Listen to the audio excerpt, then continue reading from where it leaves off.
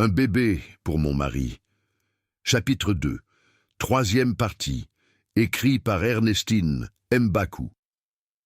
Je dus le supplier de me prendre. C'était un jeu entre nous.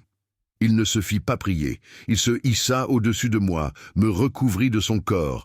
Instinctivement, j'entr'ouvris les jambes pour l'accueillir. Il plongea alors au fond de moi. C'était là où était sa place.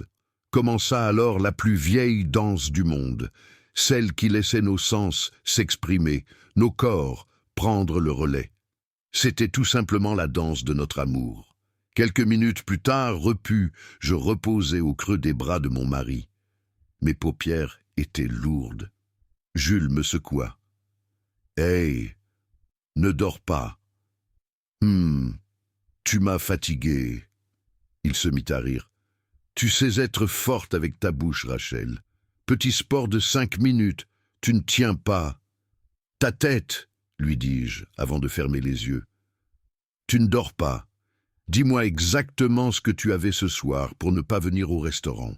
Tu sais que je tiens à ce rendez-vous tous les mercredis, n'est-ce pas? Je savais qu'il allait y revenir. J'avais mal au ventre. C'est vrai ce mensonge?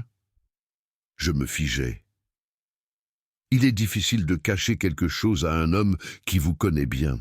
Alors, tu as quand même pris un verre? Je voulais changer de sujet.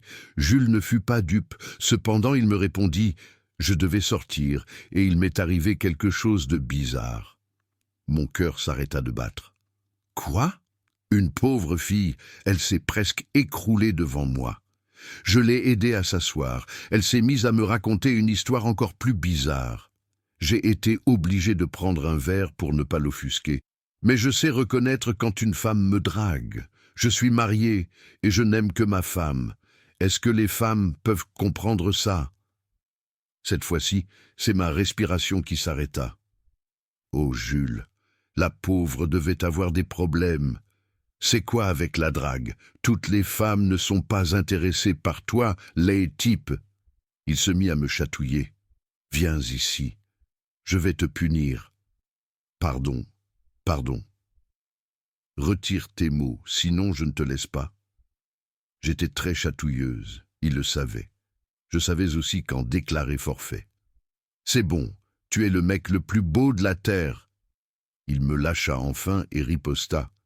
Tu devrais dire tous les jours, merci monsieur mon mari magnifique.